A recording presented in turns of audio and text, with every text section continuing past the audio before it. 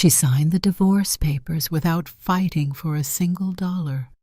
No alimony, no assets, no apartment. Nothing. Her husband's lawyer stared at her like she had lost her mind. $2 million was sitting on the table, and she pushed it away like it was pocket change. They thought she was broken. They thought 7 years of being silenced, humiliated, and erased had finally crushed her spirit. They were dead wrong. Because 45 minutes later, a private jet screamed over the Manhattan skyline so low that the windows of the Waldorf Astoria shook like they were about to shatter. 500 of America's most powerful people dropped their champagne glasses and looked up in terror. And on the giant screens behind the stage, where her billionaire ex-husband was about to give the speech of his life, a single document appeared. A patent filing with her name on it. Not his. Hers. What happened next destroyed a $14 billion empire in less than 10 minutes. But here is the part nobody saw coming. She did not keep a single penny, and by the end of this story, you will understand exactly why that decision made her the most powerful woman in the room. But first, we need to go back. Back to a cold kitchen, an untouched plate of pasta, and the night Eleanor Chambers discovered that the man she loved was not just cheating on her, he was erasing her from existence. Stay with me. This one is going to hit different. Value statement. Before we begin, here is why this story matters. This is not just about revenge or billions of dollars. This is a story about what happens when someone tries to erase your name, your work, and your worth. And you decide to write yourself back into the story with your own pen. If you have ever been underestimated, overlooked, or made to feel invisible by someone who should have been your partner, this story was written for you. The ink was still wet on the decree when the engine of a Gulfstream jet screamed over the Manhattan skyline, shattering the polite conversation of the city's elite. Inside the penthouse ballroom of the Waldorf Astoria, 500 of America's most powerful people stopped mid-sentence. Champagne glasses trembled in manicured hands. Crystal chandeliers swayed like nervous pendulums. The window shook so violently that a senator's wife dropped her clutch and grabbed her husband's arm. But we need to go back. Back before the jet. Back before the gala. Back to the moment Eleanor Chambers realized that the man she had loved for 7 years had never loved her at all. And that everything she had built with her own 2 hands was about to be stolen from her one final time. And here is something every woman should know. The most dangerous moment in any relationship is not the betrayal itself. It is the moment right after, when you have to decide who you are going to become. Eleanor Chambers decided to become someone terrifying. But first, she had to survive being no one at all. 6 weeks before the jet shattered the Manhattan sky, Eleanor sat at the kitchen island of a Lakeshore Drive penthouse in Chicago that most people would kill to live in. It was 9:30 at night. The pasta she had made from scratch had gone cold 2 hours ago. Marcus's plate was untouched. The candle she had lit burned down to a stub of wax. She ate alone, again standing at the counter because sitting at the long dining table by herself felt too pathetic. The penthouse was beautiful. Everyone said so. 32nd floor, floor-to-ceiling windows overlooking Lake Michigan, Italian marble floors, a wine cellar that cost more than most people's houses. It had been featured in Architectural Digest twice. Eleanor hated every square inch of it.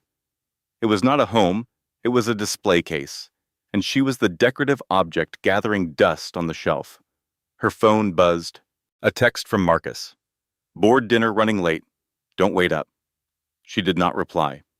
She had stopped replying to those texts about 2 years ago, right around the time she noticed that board dinners always seemed to smell like Chanel No. 5 when Marcus finally stumbled home at 1 in the morning. Eleanor cleaned the kitchen. She packed Marcus's untouched pasta into a container and put it in the refrigerator, where it would sit next to 6 other containers of untouched meals from the past week, a small graveyard of effort nobody appreciated. Then she went downstairs. The basement of the penthouse had been converted into what Marcus publicly called his innovation lab. In reality, Marcus had not written a single line of code since college. The room belonged to Eleanor. 2 massive monitors, a mechanical keyboard she had owned since graduate school, a whiteboard covered in algorithmic equations, and a small framed photo of her mother. This was where Eleanor had built Aegis. Not Marcus, Eleanor.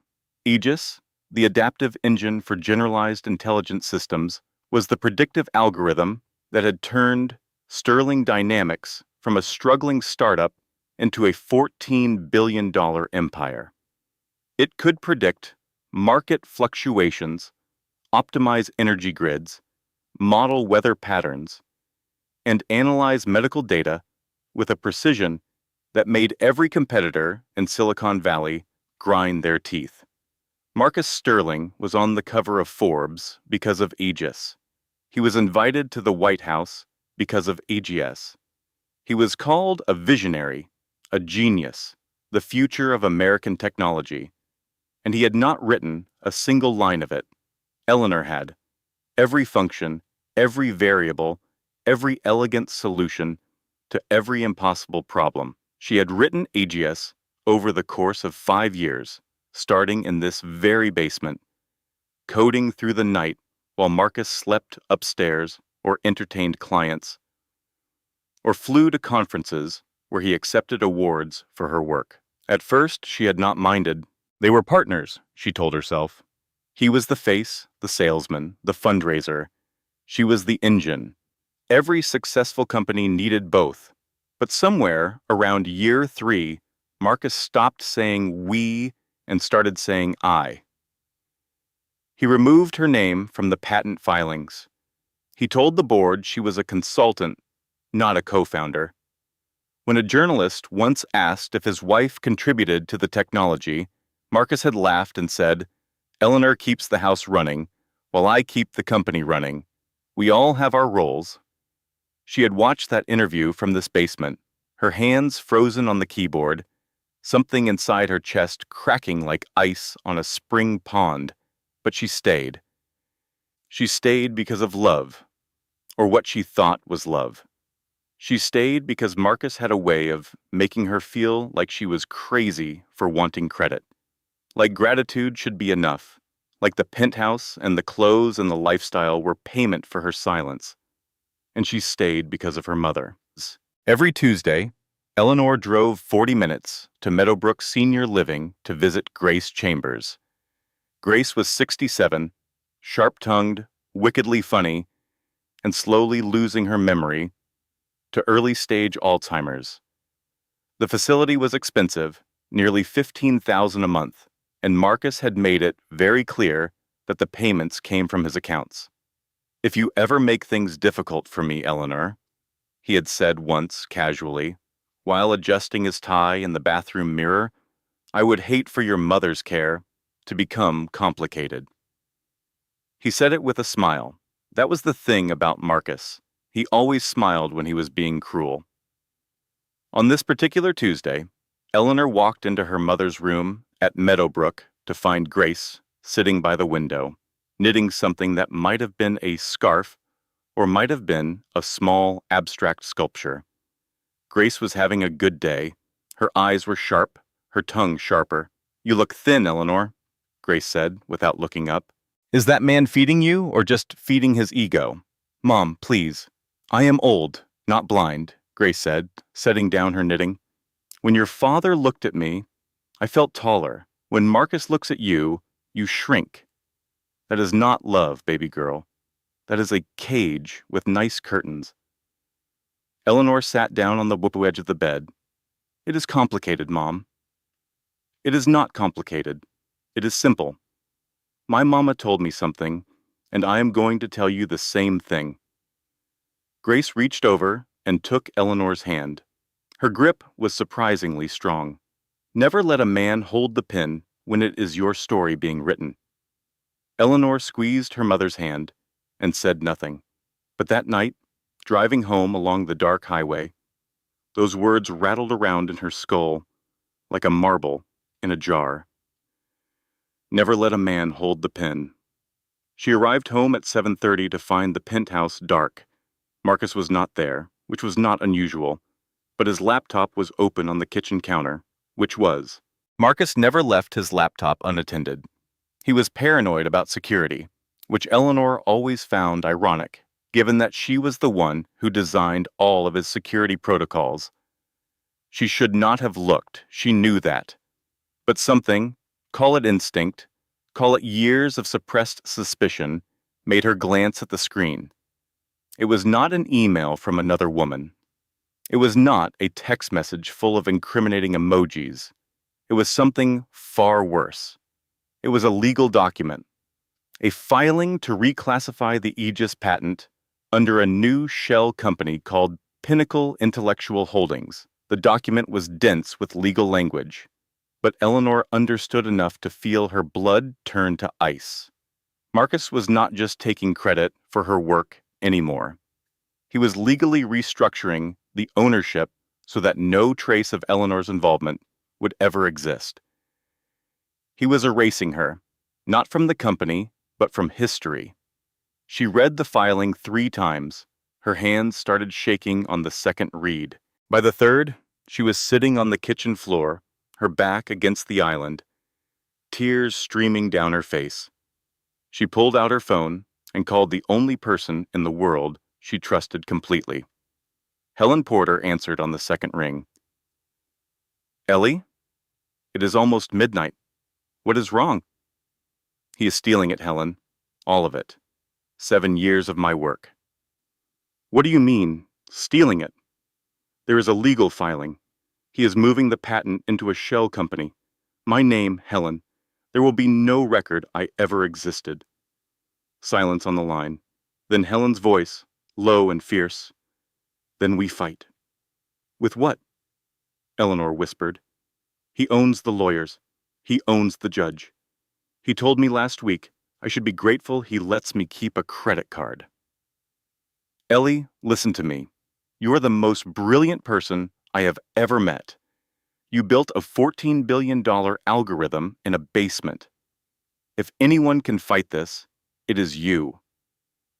Eleanor wiped her eyes with the back of her hand. She looked at the kitchen around her, the cold pasta in the refrigerator, the empty dining table, the cage with nice curtains. Okay, she said. Okay, I will fight. She did not know it yet, but that phone call was the first step on a road that would lead to a Billionaire's Gala, a jet screaming over Manhattan, and the most spectacular public downfall in American corporate history. But first, things were going to get much, much worse. Helen Porter had been Eleanor's best friend since their freshman year at Northwestern, when they had been assigned as roommates in a dorm that smelled like old carpet and ambition.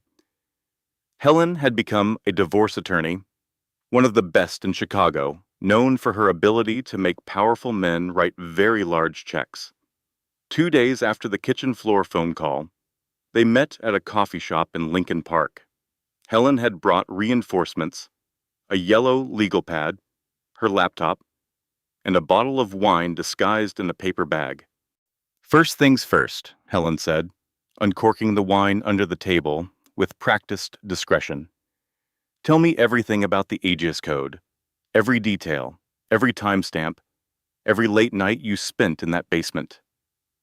Eleanor told her. It took 2 hours and most of the wine. Here's the thing, Helen said, scribbling notes. Code repositories keep commit logs. Every time you saved a version of Aegis, it created a time-stamped record with your user ID. Ghostwriter 177, right? Right. Those logs are your fingerprints. Even if Marcus moved the patent, the logs prove you wrote the code. I am going to connect you with the best intellectual property attorney in the state. His name is David Crawford. He handled the Morrison Tech case 3 years ago. He does not lose. For the first time in weeks, Eleanor felt something she had forgotten existed. Hope. David Crawford reviewed the evidence and called Eleanor within 24 hours. Mrs. Sterling, this is a slam dunk, he said, his voice confident and brisk. The commit logs are time-stamped and tied to your user credentials. No judge in the country would deny your authorship. We file the counterclaim next week. Eleanor hung up and exhaled. She slept peacefully that night for the first time in months, curled up on the sofa in the basement because she could not bear to share a bed with Marcus. She dreamed of her name on a patent, her name on something real. She should not have relaxed. She should have known that Marcus Sterling did not become a billionaire by being careless. 3 days later, Marcus came home early. Eleanor was in the kitchen, making dinner out of habit more than hope. He walked in, wearing his navy Tom Ford suit, poured himself a scotch, and sat down at the island. He was smiling. "Eleanor," he said pleasantly, "come sit with me." Something in his tone made her stomach tighten. She sat down across from him. "I hear you have been talking to attorneys about my company." The room tilted. Eleanor gripped the edge of the counter. "How did you—" "Vanessa is very resourceful," Marcus said, swirling his scotch. Vanessa Blake, his 29-year-old mistress turned VP of Communications. A woman who had the moral depth of a puddle and the strategic instincts of a viper. She happened to become Instagram friends with Helen's paralegal. Lovely girl, very chatty after 2 martinis. Eleanor felt the ground disappear beneath her feet. "It is my code, Marcus." "Was your code," Marcus corrected, taking a sip. "I had Sebastian move all the commit logs to a new server last night." "Your user ID?" "Deleted." "The timestamps?" "Overwritten. As far as the world knows, Ghostwriter 177 never existed." "You cannot do that." "I already did." Eleanor stared at him. 7 years of marriage, and she realized she was looking at a stranger. Not even a stranger, a predator. "And Eleanor?" Marcus set down his glass.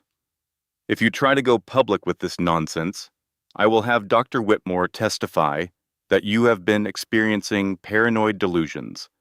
Remember those therapy sessions I insisted you attend? He works for me. Always has." The walls closed in. The therapist she had trusted with her deepest fears, her insecurities, her grief about her mother's illness. He was on Marcus's payroll. Every vulnerable moment she had shared was now ammunition. "Why are you doing this?" Eleanor whispered. Marcus stood up. He straightened his tie and finished his scotch. "Because I can," he said simply. "And because you should have stayed grateful." He walked out. She heard the elevator ding. The penthouse was silent. Eleanor sat at the counter for a long time. She did not cry. She was past crying. She was in the numb, airless space beyond tears, where the brain starts calculating instead of feeling. David Crawford called the next morning. His voice was different. Embarrassed, maybe? Afraid. "Mrs. Sterling, I am sorry. I have to withdraw from your case." "What? You said it was a slam dunk." "I received a call from Marcus's legal team. They have retained every major IP firm in Chicago. Conflict of interest across the board. I literally cannot find a single attorney in the state who is not already conflicted out." Eleanor closed her eyes. Marcus had bought every lawyer in Chicago just to make sure she could not hire one. "I am sorry," David said again. "I truly am." But the humiliation was not over. The worst was yet to come. 2 weeks later, the Sterling Dynamics annual charity gala was held at the Drake Hotel. Eleanor attended because Marcus insisted. Appearances mattered. The wife needed to be present, smiling, decorative, silent. She wore a dress she had bought herself from a department store because Marcus had canceled her personal stylist the week before. Among the designer gowns and borrowed diamonds, she felt like a dandelion in a rose garden. Marcus took the stage to thunderous applause. He spoke about innovation, about the future of artificial intelligence, about how Sterling Dynamics was going to change the world. He spoke about Aegis as if he had dreamed it into existence through sheer genius. Then he reached for Vanessa's hand. "And I want to introduce someone very special," Marcus said, his voice warm as honey. "My partner in every sense of the word, Vanessa Blake." Vanessa glided onto the stage in a cream-colored gown. She placed one hand on her stomach and smiled at the cameras. "We are thrilled to announce," Marcus said, "that our family is growing." The room exploded with applause. Camera fractions, standing ovation. Eleanor stood at the bar, watching her husband announce his mistress's pregnancy to 400 people who had eaten at her dinner table, who had danced at her wedding, who had told her for 7 years what a lucky woman she was. Vanessa stepped off the stage and walked directly toward Eleanor. She moved through the crowd like a shark through warm water, her smile sharp and white. "Oh, Eleanor," Vanessa said, loud enough for the people nearby to hear. "You are still here? I thought the help used the back entrance." Laughter. Not from everyone, but from enough people to make the blood rush to Eleanor's face. Her hands trembled around her champagne glass. She set it down carefully, because if she held it one more second, she would shatter it, and she refused to give them the satisfaction. She walked out. Her heels clicked on the marble floor, the only sound in a room that had gone uncomfortably quiet. No one followed her. Outside, the Chicago wind cut through her department store dress like a knife. She stood on Michigan Avenue, shaking, not from the cold. Here's the thing about public humiliation. It only defines you if you let it be the last chapter. For Eleanor, standing on that sidewalk with mascara running down her cheeks, it was not the end of anything. It was the first page of a very different book. She just did not know it yet. Her phone rang. "Helen?" "I saw the news alert," Helen said. "The pregnancy announcement. Ellie, I am so sorry." "Helen?" "Yes?" "I need you to stop being sorry and start being angry. Can you do that?" A pause. Then Helen's voice, cold and sharp as a blade. "I have been angry for 7 years. What do you need?" "I need a plan. A real one. One that Marcus cannot buy his way out of. Come to my apartment. Tonight. I have wine and I have an idea." Eleanor hailed a cab. As it pulled away from the Drake Hotel, she looked back at the golden light spilling from the windows, the laughter floating through the glass. "Enjoy it, Marcus," she thought. "That is the last party you will ever throw." The catastrophes came in threes, like waves in a storm, each one bigger than the last, each one designed to push Eleanor Chambers further underwater. Catastrophe number 1 arrived in a manila envelope. Marcus filed for divorce first. Of course he did.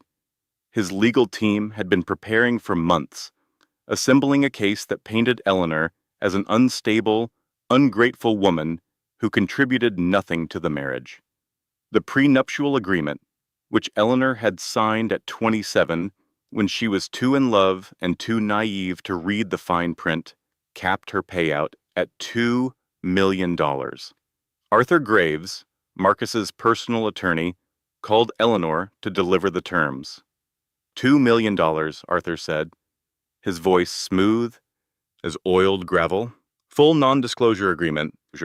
You vacate the Lakeshore Drive residence by the end of the month, and you agree never to publicly discuss Sterling Dynamics, its products, or its leadership. He wants me to disappear, Eleanor said. He wants to be generous, Arthur corrected. Most men in his position would leave you with less. Be grateful, Eleanor. There was that word again. Grateful. Catastrophe number 2 struck the next morning. Eleanor drove to Meadowbrook Senior Living for her regular Tuesday visit with Grace. She walked through the front doors with a box of her mother's favorite butter cookies and a new knitting pattern she had printed from the internet. The receptionist stopped her. Mrs. Sterling, I am sorry, but there has been a change in your mother's status. What kind of change? The funding for her room has been frozen. We received notification from the account holder that payments are suspended effective immediately. We are required to initiate a transfer to a state facility within 48 hours.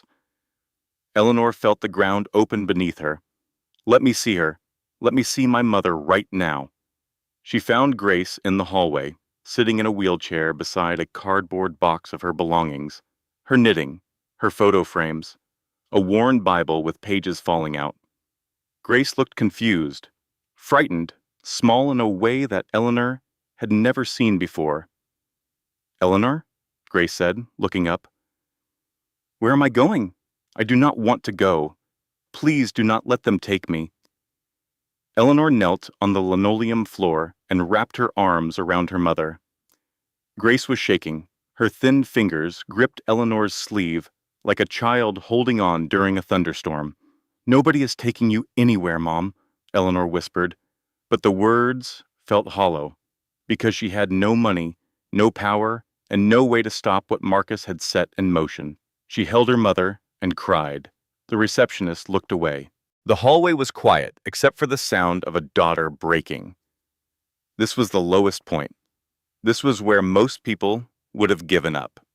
Most people would have called Arthur Graves and signed the papers and taken the $2 million and spent the rest of their lives trying to forget. Eleanor Chambers was not most people. Catastrophe number 3 came by phone that evening. Helen called while Eleanor was still sitting in the Meadowbrook parking lot, staring at the rain hammering the windshield. Ellie, we have a problem. Helen, I cannot handle another problem right now. I know, but this is serious. Marcus is pushing for a competency hearing. A what? He is petitioning the court to have you declared mentally incompetent. If he wins, he gets conservatorship over your legal and financial decisions. He is using the therapy records from Dr. Whitmore. The therapy records. Every session where Eleanor had cried about feeling worthless. Every moment of vulnerability, weaponized. He cannot do that, Eleanor said, but her voice sounded hollow, even to herself. He can if the judge believes the therapist. And Ellie, Dr. Whitmore has already submitted a preliminary assessment stating that you exhibit signs of delusional thinking and paranoid ideation. Eleanor leaned her forehead against the steering wheel. She had no money, no lawyer, no evidence. The man who stole her life's work was trying to have her declared insane, and he was using her own pain to do it. She closed her eyes. In the darkness behind her eyelids, she heard her mother's voice. Never let a man hold the pen when it is your story being written. Eleanor opened her eyes. She opened her laptop, the old beat-up MacBook she had owned since graduate school, the one Marcus always mocked as beneath him. She connected to the Meadowbrook Wi-Fi. She still had one thing Marcus did not know about. Years ago, when she was building the network infrastructure for Sterling Dynamics, Eleanor had installed a backdoor into the building's HVAC monitoring system. It was a joke at the time, a hidden Easter egg, the kind of thing programmers do when they are bored at 3 in the morning. The HVAC system was connected to the same internal network as the servers. It was not supposed to be an access point, but Eleanor had designed it to be one, because she was Eleanor. and she always built in a back door. She stared at the login screen. Her fingers hovered over the keyboard. If she accessed Sterling Dynamics' servers without authorization, it was technically a federal crime. Marcus would use it to bury her. But if she did not access them, she had nothing. No evidence, no leverage, no future. Her fingers typed the login credentials. She was in.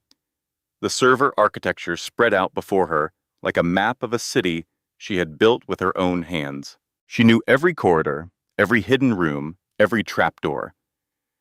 She navigated to the backup repository where the original Aegis commit logs had been stored before Sebastian moved them. Marcus had deleted them. But Marcus did not understand how servers worked because Marcus had never bothered to learn. He had people for that. Eleanor knew that deleted files on a server are not truly gone. They are ghosts, invisible to casual users, but recoverable by anyone who knows where to look. And Eleanor knew exactly where to look. She began downloading fragments. Not the complete logs. Marcus's team had been thorough enough to corrupt most of them, but enough pieces to show patterns. Timestamps, code signatures, algorithmic fingerprints that were as unique as DNA. It was not a slam dunk. Not anymore, but it was something. She worked in that parking lot for 3 hours, rain streaming down the windows. The only light, the glow of her laptop screen. When she finally closed the computer, she had 16 gigabytes of fragmented evidence on an encrypted external drive. She picked up her phone and called Helen. "I am not giving up," Eleanor said. "Good," Helen said. "Because I found someone who wants to help." "Who?" "A journalist named Rebecca Taylor, Chicago Tribune. She has been investigating Sterling Dynamics government contracts for 3 years. She thinks Marcus is dirty, but she has never been able to prove it." "How does that help me?" "Because the enemy of your enemy is your very well-connected friend. Meet us tomorrow. I will text you the address." Eleanor started the car. She looked back at Meadowbrook, at the window of her mother's room. "I am coming back for you, Mom," she whispered. "I promise." She pulled out of the parking lot and drove into the rain. She had no home to go to, no money in her pocket, and a stolen hard drive full of fragmented evidence. But for the first time in years, she had something more valuable than all of that. She had a reason to fight. Eleanor needed Wi-Fi. She needed a place to work where Marcus could not track her, where no one would ask questions, and where she could spread out her laptop and her growing collection of evidence without looking over her shoulder. She found all of that in the last place she expected, the Millbrook Community Library on the south side of Chicago. It was the library where she had worked before Marcus. Before the penthouse, before the galas, before she became Mrs. Sterling and forgot she had ever been anyone else. She had been a reference librarian here for 4 years, the happiest 4 years of her life, helping college students with research papers and teaching senior citizens how to use the internet. Marcus had called it a waste of her talent. He said he was rescuing her from mediocrity. She had believed him. The library was being renovated. Scaffolding covered the front entrance, plastic sheeting hung from the ceiling, and the smell of sawdust and fresh paint filled the air. But the reading room was still open, a quiet island of oak, tables, and warm light. Eleanor sat up at a corner table with her laptop, a stack of printed server logs, and a cup of free coffee that tasted like it had been brewed during the previous administration. She was deep in code analysis, cross-referencing timestamps with patent filings, when a voice interrupted her. "You look like you are either hacking the Pentagon or writing the worst Yelp review in history." Eleanor looked up. The man standing beside her table was tall, maybe 6'1", with sandy brown hair that needed a cut, and the kind of face that looked better when it was smiling. which it was. He was wearing a flannel shirt with the sleeves rolled up and carrying a set of architectural blueprints under one arm. Something like that, Eleanor said, too exhausted for small talk. Well, the Wi-Fi here is terrible, but the coffee is free and nobody asks questions. He extended his hand. James Whitfield. I am the architect handling the renovation. Eleanor. She hesitated. Chambers. Not Sterling. She did not say Sterling. It was the first time she had used her maiden name in 7 years, and it felt like taking off a pair of shoes that had been too tight.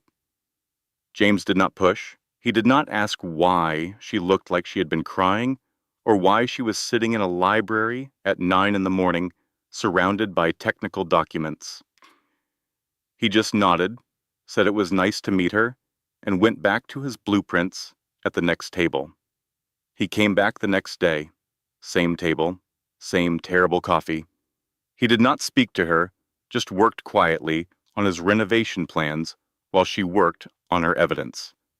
On the third day, he brought 2 coffees instead of 1 and set the extra cup on her table, without a word. On the 4th day, she said thank you. On the 5th day, they talked. Should I be worried about what you are doing? James asked, watching her furiously type, muttering to herself about encryption protocols. Only if you are a billionaire, tech CEO, who stole his wife's intellectual property. I am an architect who cannot figure out how to update his iPhone. I think I am safe. Eleanor laughed, a real laugh, the first in weeks. It surprised her so much that she covered her mouth as if the sound was something fragile that might break if exposed to air. James smiled. It was a good smile, the kind that reached his eyes.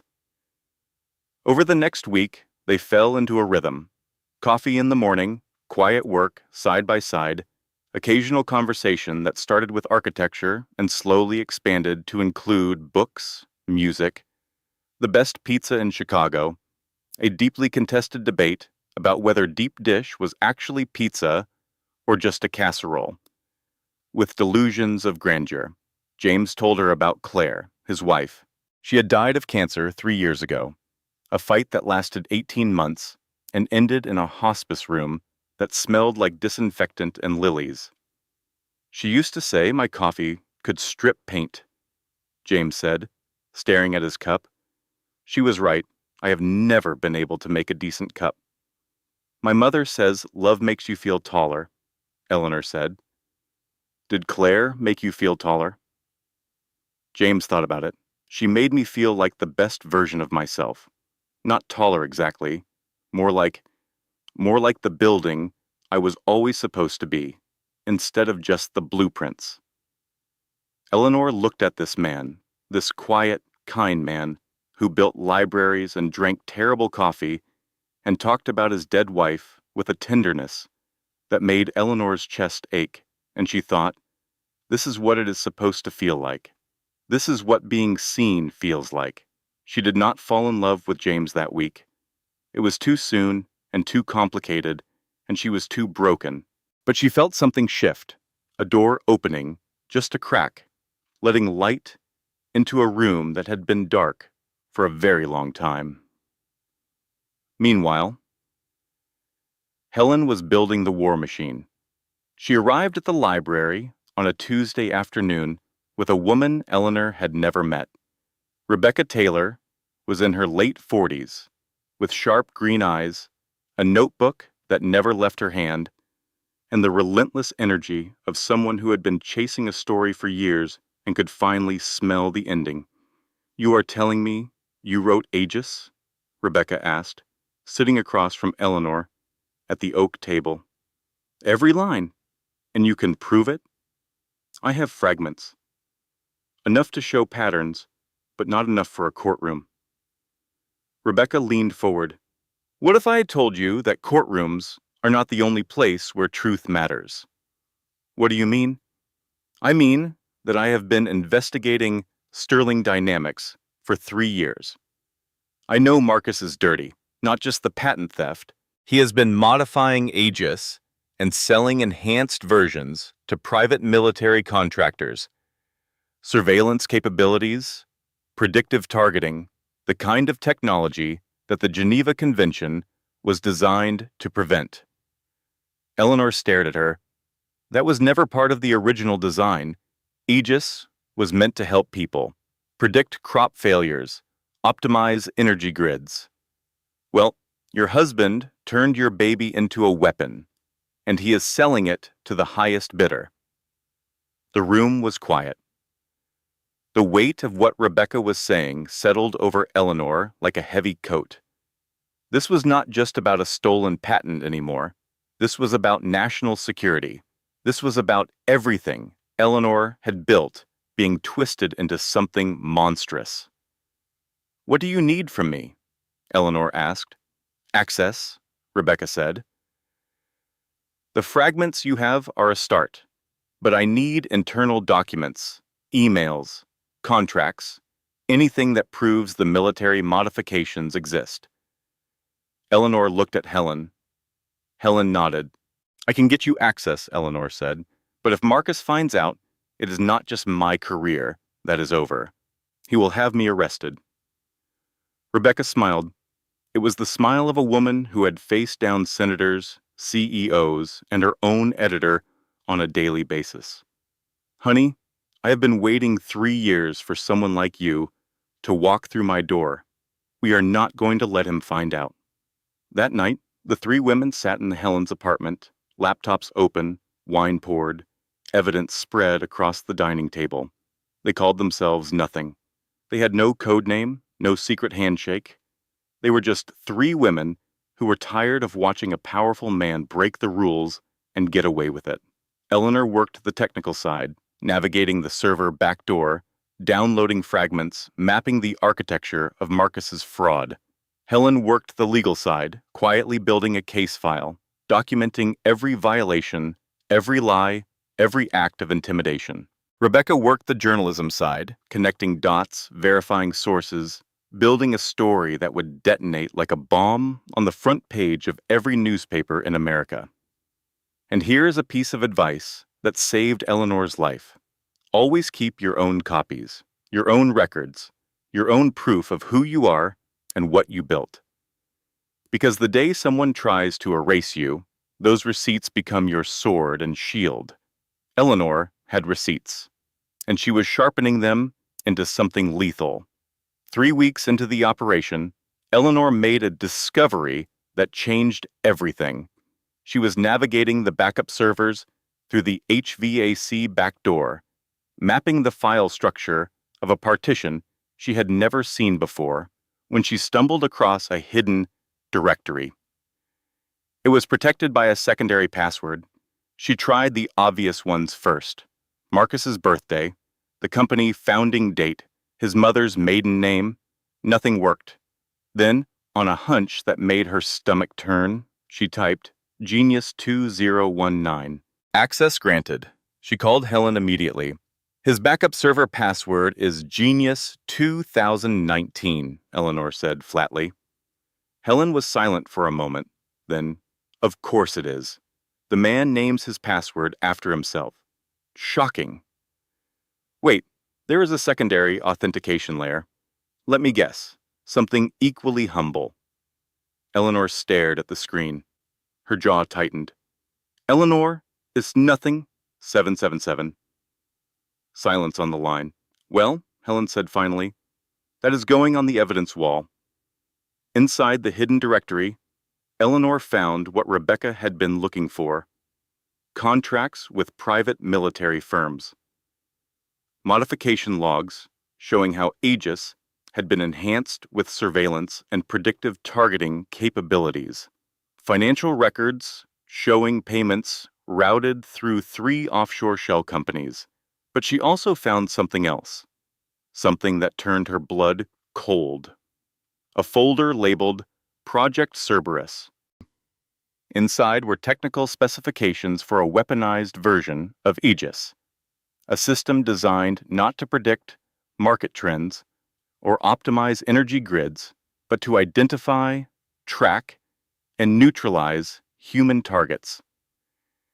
It was a digital assassination tool, and Marcus was selling it to the highest bidder. Eleanor closed her laptop. Her hands were shaking. She had built Aegis to save lives, to predict famines before they happened, to optimize power grids so hospitals never lost electricity. Marcus had turned it into a weapon capable of killing people. She called Rebecca. "I found it," Eleanor said. "All of it. The military contracts, the modifications, everything. But Rebecca, it is worse than we thought." "How much worse?" "He built a kill system, predictive targeting for human beings. He calls it Project Cerberus." Rebecca was quiet for a long time. When she spoke, her voice was tight with controlled fury. "How fast can you get me those files? I am downloading them now." "Good. Because we are not just taking down a cheating husband anymore, Ellie. We are stopping a man who is selling murder to the highest bidder." The plan accelerated. Rebecca worked around the clock, building the story, verifying every document, connecting every financial thread. Helen prepared a legal brief for the Department of Justice. Eleanor continued mining the servers, extracting evidence like a surgeon removing shrapnel. And through it all, James Whitfield showed up at the library every morning with terrible coffee and a quiet presence that kept Eleanor anchored to the earth when everything else was spinning out of control. One evening, after a particularly grueling day of code analysis, Eleanor sat at the library table with her head in her hands. "Bad day?"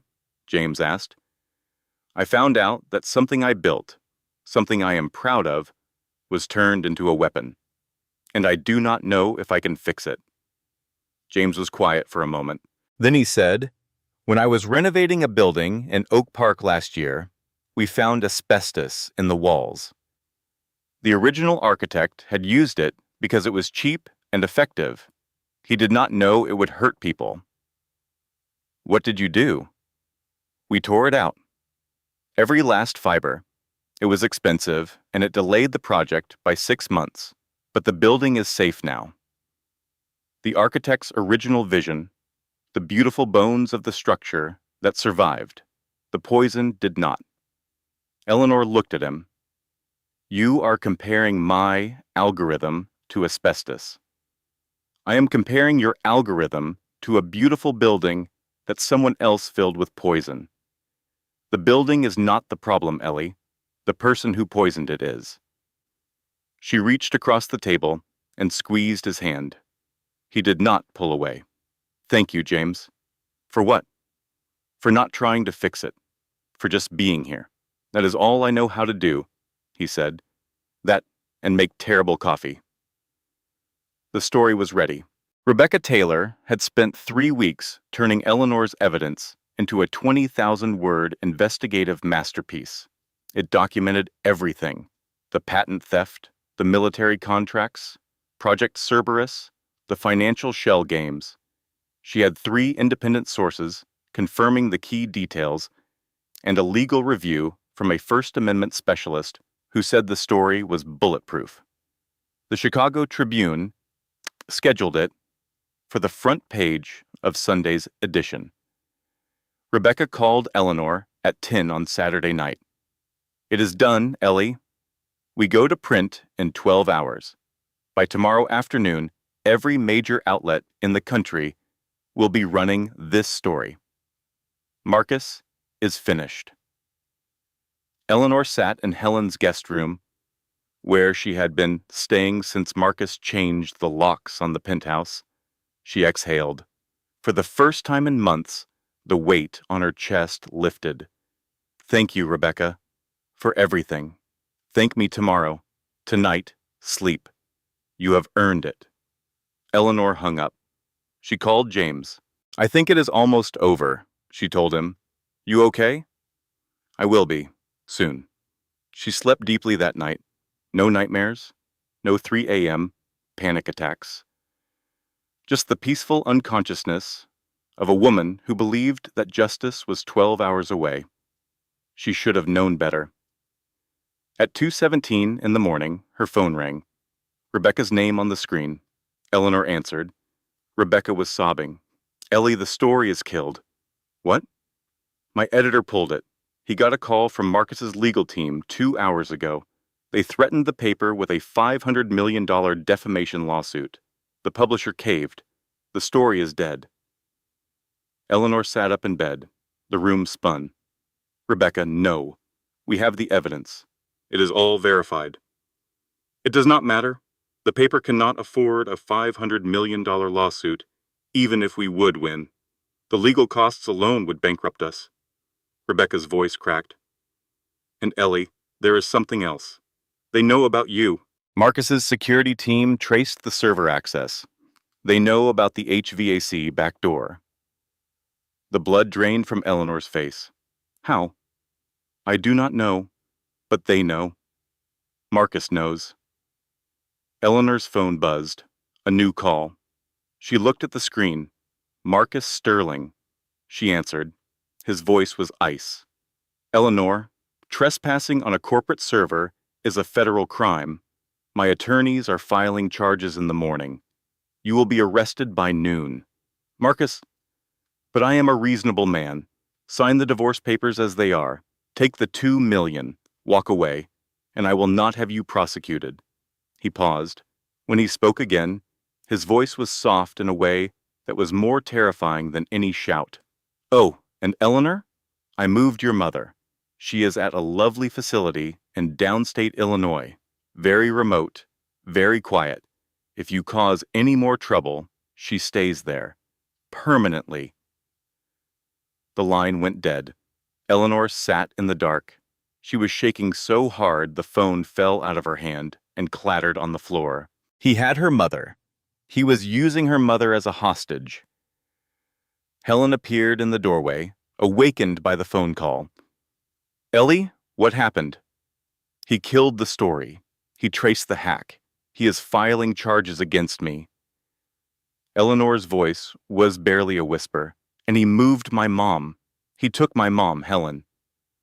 Helen sat on the bed and put her arms around her friend. He wins, Eleanor said. Every time. He always wins. Helen held her for a long time. Then she pulled back and looked Eleanor in the eyes. He wins because you keep playing his game, Ellie. Stop playing his game. What does that mean? It means we stop trying to beat him in courtrooms and newspapers. Those are his arenas. He owns them. Helen's eyes were fierce. We need an arena he does not own. Like what? Like the entire internet. Like every news outlet in the world, all at once, with evidence so overwhelming and so public that no amount of money can make it disappear. Eleanor stared at her friend. You are talking about the Gala. I am talking about the Gala. The Sterling Dynamics Future Gala. 5 days away. The biggest corporate event of the year. Every investor, every journalist, every power player in America would be in that room when Marcus took the stage to announce the new government contract. 500 people, live media coverage, and a narcissist who could not resist a spotlight. It is insane, Eleanor said. It is the only play we have left. Eleanor was quiet for a long time. Rain tapped against the window. Somewhere in downstate Illinois, her mother was alone and confused in a facility that would not take her calls. Okay, Eleanor said. Tell me the plan. The plan had 5 parts, and every single one of them had to work perfectly or Eleanor would end up in prison. Part 1. Helen would contact the Department of Justice directly, bypassing the newspaper entirely. She would deliver the evidence of the military contract violations and Project Cerberus to a federal prosecutor she had gone to law school with. This was not about publicity. This was about getting the government's attention before Marcus could bury the evidence. Part 2. Eleanor would record a full video testimony. Her face, her voice, her code, everything. She would walk through the Aegis architecture line by line, demonstrating her authorship in a way that no deletion or overwriting could erase. A human being on camera, telling the truth, was harder to suppress than a server log. Part 3.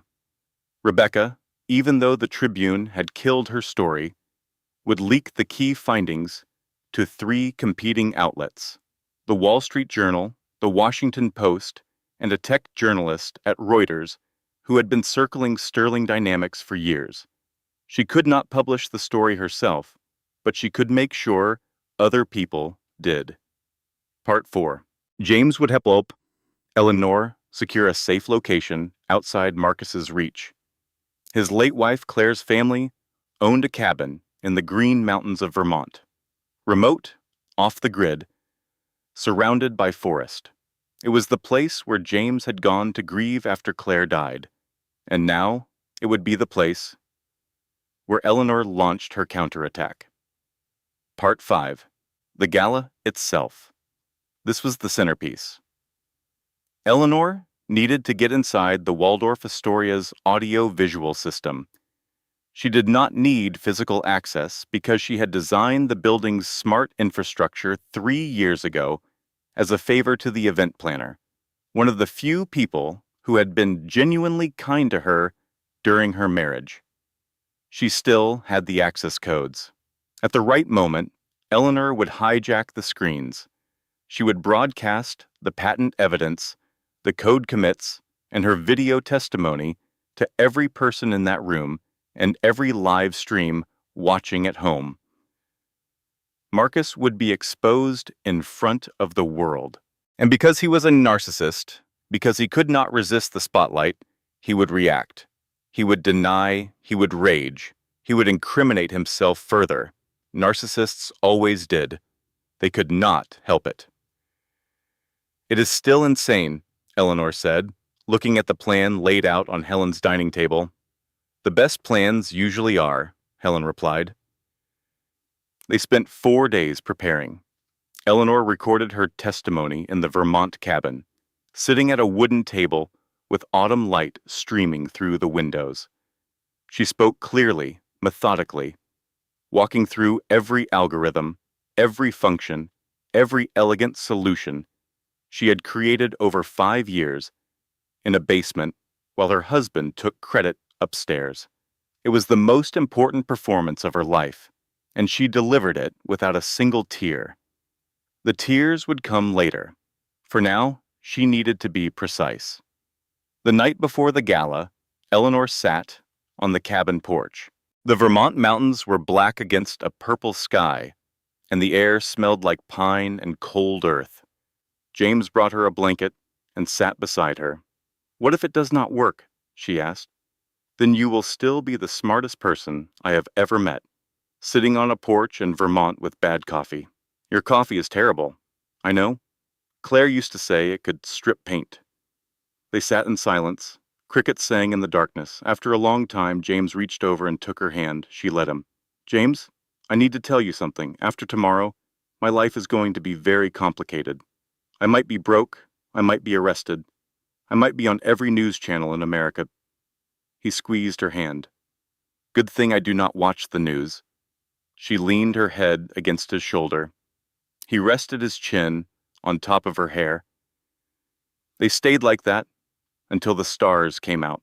2 people on the edge of something terrifying, holding on to the only thing that felt real. The conference room at Graves and Associates occupied the 45th floor of a steel tower piercing the Chicago sky.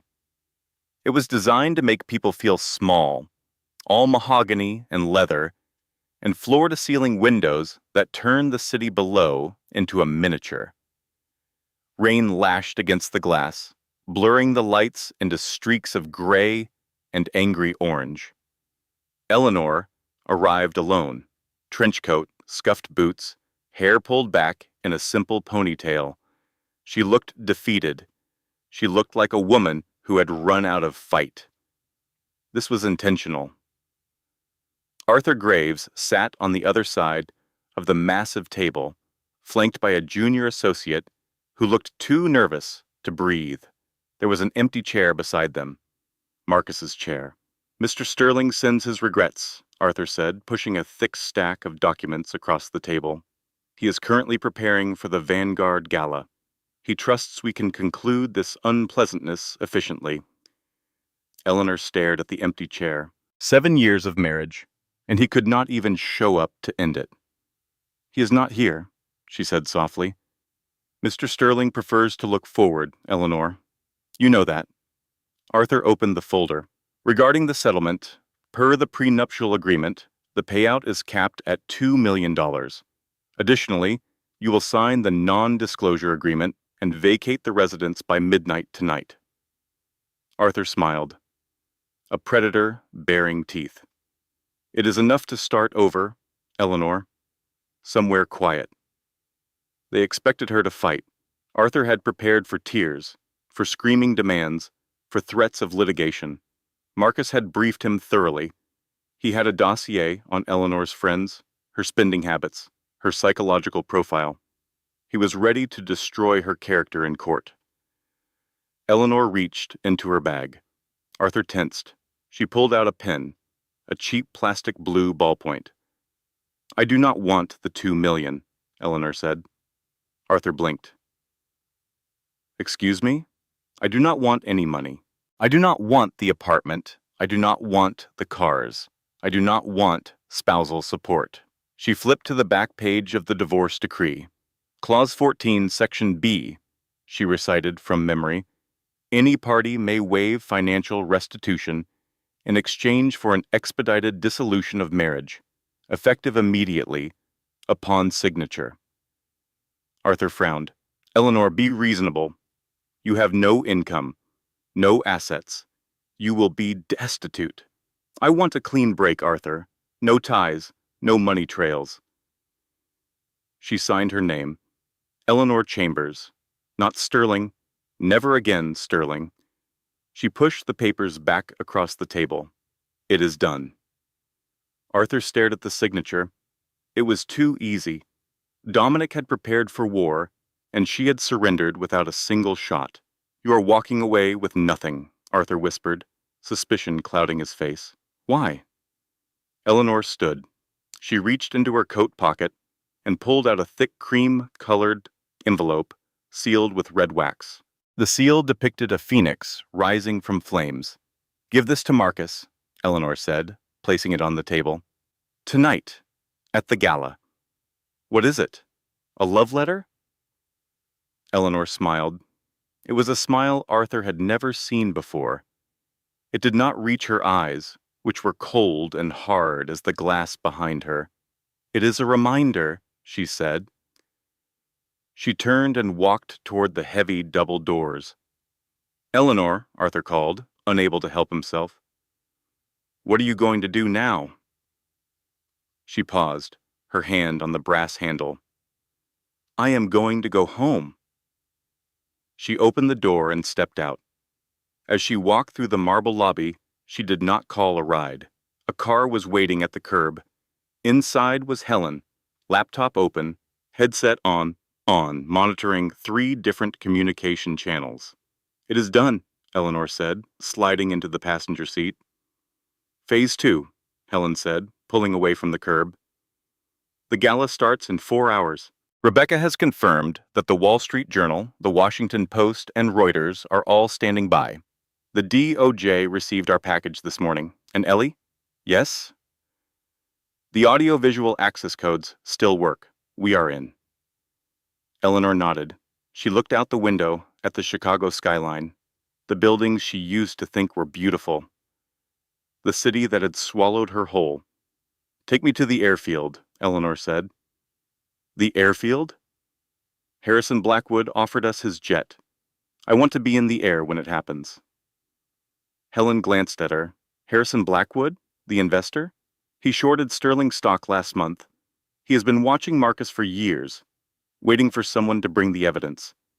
He put $50 million into a trust to fund this operation." Eleanor paused. "He is old money, Helen. The kind of money Marcus spent his career mocking. Turns out dinosaurs have big teeth." Helen shook her head, a grin spreading across her face. You have been planning this for longer than I realized. I have been planning this, Eleanor said quietly. Since the night I found his password was Eleanor is nothing. The grand ballroom of the Waldorf Astoria had been transformed into a temple of ego. Golden light cascaded from crystal chandeliers, reflecting off the champagne flutes, held by 500 of America's most powerful people: senators, hedge fund managers, tech executives, media moguls. They were all here for the same reason: to worship at the altar of Marcus Sterling, the golden boy of Wall Street, the man who had supposedly invented the future. Marcus stood on the balcony overlooking the sea of tuxedos and designer gowns. He was handsome, the kind of sharp jawline and ice-blue eyes that graced the covers of Forbes and GQ. He adjusted his silk tie and checked his reflection in the glass. You look like $1 trillion, Marcus, said Sebastian Cole, his CFO, standing behind him with a phone in each hand. Only $1 trillion? Marcus laughed. Wait until the market opens tomorrow. Once we announce the government contract, we will be untouchable. Did the thing with Eleanor go okay? Marcus waved a hand dismissively. Arthur handled it. She took nothing. Zero. She is probably crying in a motel somewhere. He took a sip of scotch. It is better this way. She was dead weight, a small-town girl who could not keep up. She did not write anything, Sebastian. Marcus's voice dropped to a blade's edge. Aegis is mine. It has always been mine. Are we clear? Sebastian swallowed. Crystal. Arthur Graves arrived, looking unusually pale. He held the cream-colored envelope like it was radioactive. Clean break, Arthur said, handing the divorce decree to Marcus. She took 0, waived everything. She just wanted out. Marcus raised an eyebrow. 0, pathetic. She really is a fool. She left this for you. Arthur extended the envelope. She insisted you open it tonight. Marcus tore the seal. Inside was a single playing card, the Queen of Spades, and a small USB drive. What is this? Marcus flipped the card over. On the back, in Eleanor's handwriting, was a string of numbers. Coordinates? Sebastian asked, peering over his shoulder. Marcus went still. These coordinates. They are here. The Waldorf. A low rumble began to vibrate through the floor. It started subtle, rattling the champagne glasses, but quickly grew into a roar that drowned out the string quartet. Guests stopped talking. Heads turned toward the massive windows. Out of the darkness, lights pierced the gloom. Not police lights, the steady blinding beams of a Gulfstream jet, painted matte midnight blue, banking hard over the city and coming in dangerously low. It swept past the hotel so close that the windows shook violently in their frames. Guests gasped, drinks crashed to the floor. Who the hell is that? Sebastian screamed. The massive LED screens behind the stage, screens meant to display the Sterling Dynamics logo, glitched. Static tore through the branding. A countdown appeared. 10, 9, 8. Cut the feed! Marcus barked at the tech crew. Cut it now! We are locked out, sir. Something is bypassing our system. 5, 4, 3, 2, 1. The screens went black. Then a document appeared. 50 feet tall, visible to every person in the room. Patent filing. Aegis Predictive Core. Inventor, Eleanor Chambers. The room went deathly silent. The document scrolled automatically, showing dates, timestamps, 8 years of code commits signed by user ID ghostwriter 177. Every line of code, every breakthrough, every algorithm that made Marcus Sterling a billionaire. All of it authored by the woman he had just divorced for nothing. Then the screens split. On one side, the patent evidence. On the other, a live video feed from the jet circling above. Eleanor was sitting in a cream leather chair, holding a glass of red wine. She was wearing a tailored black suit that screamed power. Her hair was pulled back. She looked regal. She looked terrifying. She looked directly into the camera, and it felt like she was staring at Marcus across the ballroom floor. "Hello, Marcus." Her voice boomed through the Gala's sound system, crisp and clear. "You wanted a clean break. You wanted to keep the company and leave me with nothing. But you forgot one thing." She took a sip of wine. "You did not build Sterling Dynamics. I did. I wrote Aegis while you were networking. I patched the servers while you were sleeping. And I own the intellectual property." Marcus lunged for a microphone. "This is a lie. She is crazy. Security, cut the audio." "It is not a lie, Marcus," Eleanor continued, her voice overriding his. "And because I knew you would try to cheat me, I programmed something special." On the screen, a command line appeared. "Execute Protocol 0. "No!" Marcus screamed. Sebastian was on his phone, frantically tapping. He looked up at Marcus, his face the color of ash. "Marcus, the accounts, the Cayman holdings, the operating capital, it is all draining. Automated IAP clawback. The patent owner is reclaiming royalties for unauthorized use.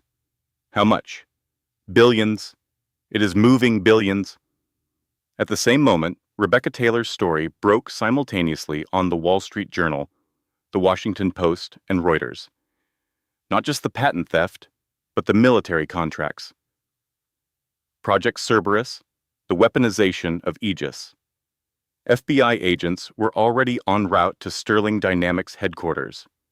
And then came the moment that nobody expected. An older woman in the crowd, a society columnist who had known Vanessa's family for decades, stood up and called out in a voice that carried across the ballroom. "I have a question for Miss Blake. When exactly are you due, dear? Because my daughter is an obstetrician at Northwestern, and she tells me you visited her office 3 weeks ago, not for prenatal care, for a routine physical, with no pregnancy on record." The room turned to Vanessa. Every eye, every camera. Vanessa's hand dropped from her belly. Her face went white. The pregnancy was fake. Marcus and Vanessa had staged it to make Eleanor look like a bitter, jealous woman abandoning a growing family. They had used it to justify the divorce. They had used a fictional baby as a weapon. The gasps were audible. The whispers became a roar. Vanessa tried to slip toward the exit, but the crowd had shifted. Women in evening gowns formed an unspoken wall. One of them, the senator's wife, who had dropped her clutch when the jet flew over, blocked Vanessa's path. "Going somewhere, sweetheart?" she said. "I think you owe about 200 people an apology, starting with Eleanor." Marcus stood alone on the stage. The patent document glowed behind him, 50 feet of undeniable proof. His phone buzzed. Then Sebastian's, then Arthur's, then the phones of every investor in the room. Sterling Dynamics, trading halted, pending SEC investigation for intellectual property theft. Marcus's phone buzzed one more time. A text from an unknown number. "Check your password. Eleanor is nothing 777. Who is nothing now?" The microphone slipped from Marcus's fingers. It hit the floor with a hollow thud that echoed across the silent ballroom. For Marcus Sterling, it was the sound of an empire falling. For Eleanor Chambers, soaring at 30,000 feet, it was just the beginning. The arrest made every front page in America. Marcus Sterling was taken into federal custody 48 hours after the Gala. The charges filled 11 pages. Wire fraud, embezzlement, intellectual property theft, conspiracy to sell classified technology to unauthorized military contractors, and witness intimidation. Arthur Graves, seeing the writing on the wall, accepted a plea deal within a week and agreed to testify against his former client. Vanessa Blake disappeared from public life overnight. Her Instagram was deleted. Her apartment in Gold Coast was emptied. Someone spotted her boarding a flight to Lisbon, but after that, nothing. She became a ghost, which was fitting for a woman whose entire existence had been a performance.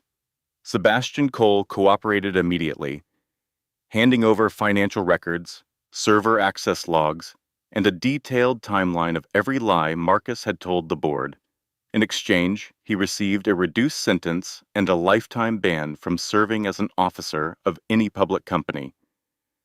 And Grace Chambers was brought home. Helen Porter drove 5 hours to the remote facility in downstate Illinois where Marcus had hidden Eleanor's mother.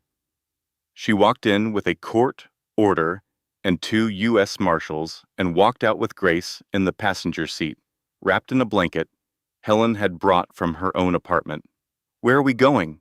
Grace asked. Confused, but calm. "We are going to see Eleanor, Mrs. Chambers."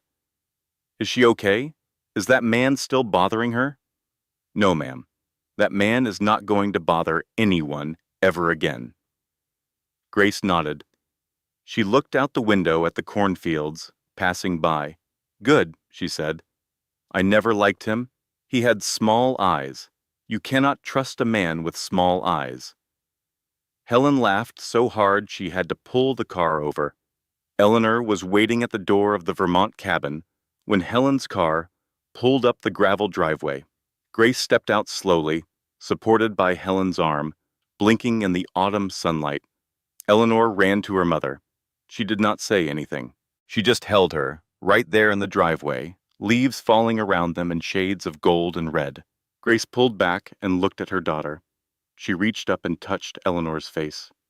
"You look taller, Eleanor." Eleanor cried. Not the broken, desperate tears of the Meadowbrook parking lot. These were different. These were the tears of someone who had walked through fire and come out on the other side, singed but standing. "Come inside, Mom." Helen made soup. Helen's soup is terrible. I know, but she tried.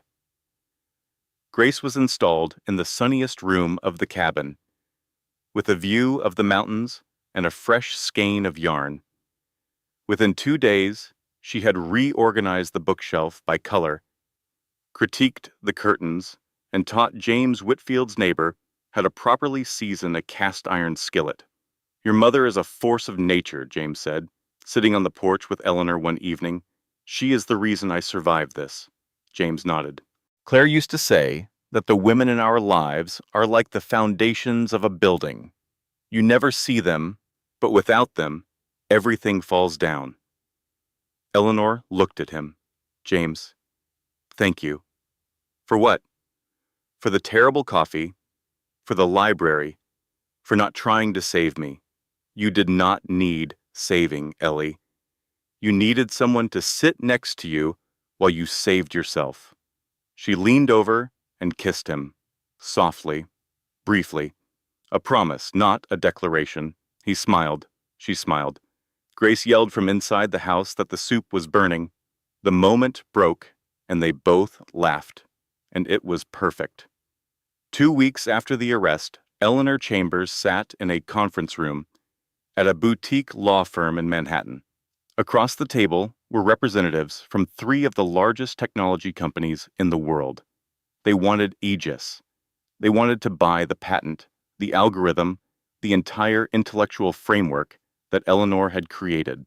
The highest offer on the table was $12 billion from Stark Fujimoto Industries. Harrison Blackwood, the silver-haired investor who had funded Eleanor's operation, sat beside her. "Take the money, Eleanor," Harrison said quietly. "You have earned it.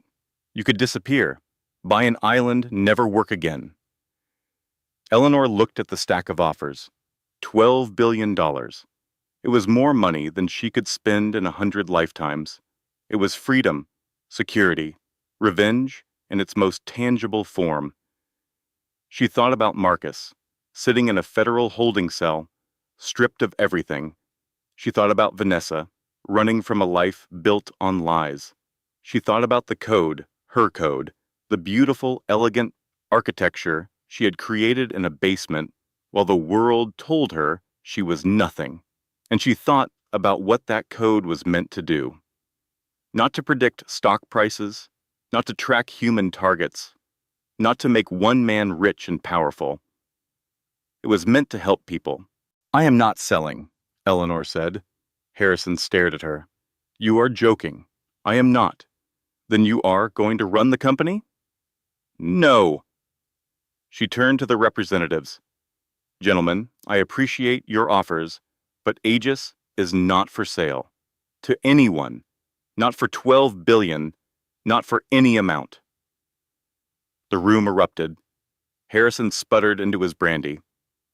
The Stark Fujimoto representatives exchanged confused glances. Eleanor stood up. Aegis was designed to save lives, to predict crop failures before they happen, to optimize energy grids so hospitals never lose power, to analyze medical data so doctors can catch diseases earlier. That is what I built it for. And that is what it is going to do. She pulled out her phone and called a number.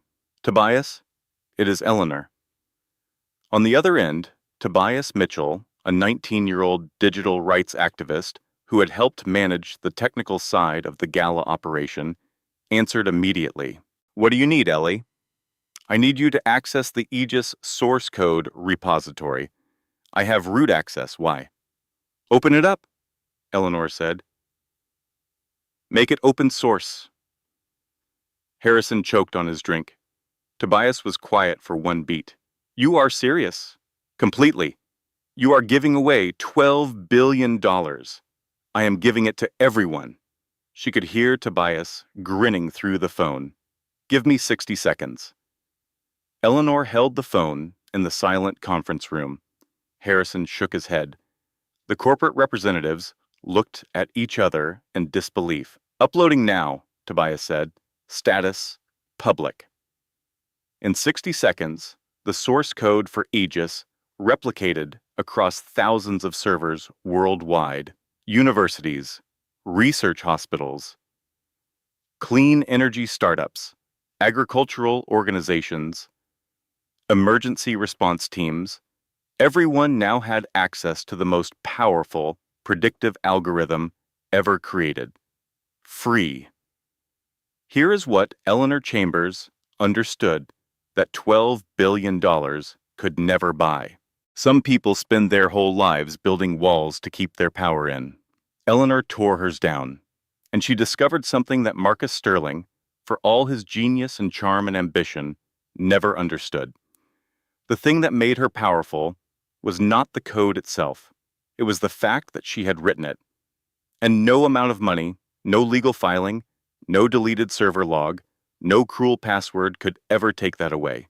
Your name is not something anyone can give you, and it is not something anyone can take.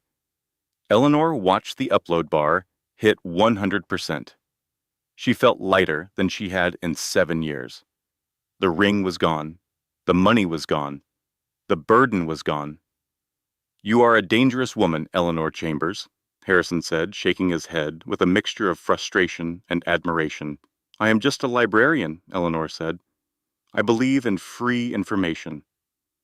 1 year later, the small village of Positano on Italy's Amalfi coast was bathed in the golden light of late afternoon. Lemon trees scented the air, and the sound of the Mediterranean lapping against the pebbled beach was a gentle rhythm that made the rest of the world feel very far away. In a small, sun-drenched bookstore near the piazza, a woman was stacking books. She wore a simple linen dress and sandals. Her hair was loose, streaked with sun-bleached highlights. Locals knew her as Ellie. She was quiet, kind, and helped the old owner organize his inventory. She never talked about her past. On the small television in the corner, a news program played. The anchor spoke excitedly. It has been 12 months since the collapse of Sterling Dynamics. The Chamber's algorithm, the open-source evolution of Aegis, has been credited with saving an estimated 200,000 lives worldwide through improved medical diagnosis, optimized emergency response, and early warning systems for natural disasters. Dominic, rather Marcus Sterling, remains in federal custody, awaiting trial. His attorney, Arthur Graves, has already accepted a plea deal to testify against him. Eleanor did not look up at the screen. She continued stacking copies of classic novels, her fingers tracing the spines the way she used to trace lines of code. The door chimed. James walked in, tanned and carrying 2 paper cups of coffee. "Still terrible?" she asked.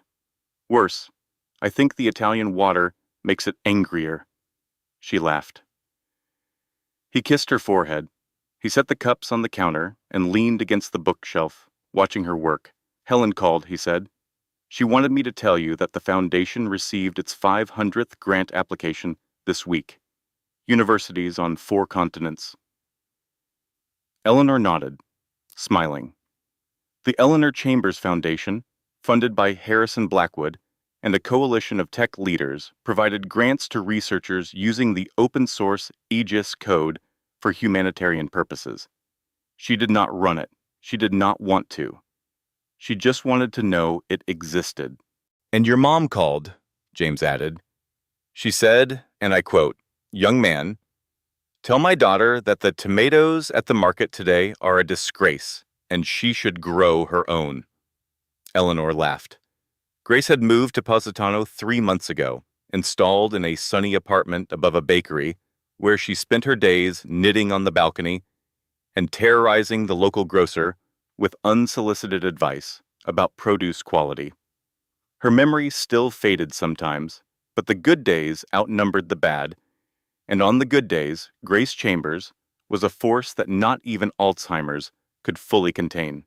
She also told the bookshop owner that the word is exquisite, not extra-quit, James said.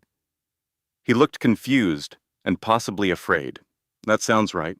The afternoon light shifted, turning the bookstore golden. Eleanor finished stacking the last shelf and wiped her hands on her apron. She looked at James, at the coffee cups, at the light falling through the window, at the small and beautiful life she had built from the ashes of the one that tried to destroy her. She thought about the penthouse in Chicago, the cold pasta, the empty dining table. She thought about the basement where she had written the code that changed the world while the man upstairs took the credit. She thought about the Gala, the jet, the 50-foot screen, the look on Marcus's face when he realized that the woman he had called nothing was everything. And she thought about her mother's words, the words that had started all of it. Never let a man hold the pen when it is your story being written. Eleanor picked up a book from the shelf. She opened it to the first page, sat down in the chair by the window, and began to read. The bell above the door chimed softly in the Mediterranean breeze. James sat across from her with his terrible coffee and a newspaper he would not finish. Somewhere above them, Grace was arguing with a tomato vendor. Outside, the sea glittered blue and endless. And that is the story of how Eleanor Chambers brought down an empire without firing a single shot. She proved that sometimes the most powerful move is not to take the king. It is to flip the board entirely. What would you have done in Eleanor's position? Would you have kept the $12 billion, or would you have set the code free? Tell me in the comments. I read every single one. And here is one last thought to carry with you. Your name is not a gift someone gives you. It is not a line on a contract or a signature on a patent. Your name is the sum of everything you have built, everything you have survived, and everything you have chosen to become. And nobody, not a billionaire, not a corporation, not the most powerful man in the room, nobody gets to erase it. If this story moved you, hit that like button. It truly helps the channel grow. Subscribe and ring the bell so you never miss our next story. Thanks for watching, and I will see you next time. And that is the story of Eleanor Chambers, a woman who walked away from $12 billion because she understood something most people never learn. Your worth is not measured by what you keep. It is measured by what you build, what you survive, and what you choose to set free. If this story moved you, if it made you feel something real, do me a small favor. Hit that like button right now. It takes 1 second, but it tells the algorithm to share this story with someone else who needs to hear it today. Drop a comment below and tell me, what would you have done with $12 billion? Would you have kept it or set it free? I genuinely want to know, and I read every single comment. And if this is your first time here, welcome. We tell stories like this every week. Stories about ordinary people who refuse to stay silent. Hit subscribe and ring that notification bell so you never miss the next one. Share this with someone who needs a reminder that their name matters. Sometimes one story is all it takes to change the way someone sees themselves. Thank you for staying until the end. That means more than you know. I will see you in the next story. Disclaimer: this story was carefully researched, developed, and manually edited by our creative team to deliver meaningful entertainment with real-life lessons. All characters and events are fictional, but the emotions are universal. We believe that every story should leave you with something more than just entertainment. It should leave you with something worth remembering.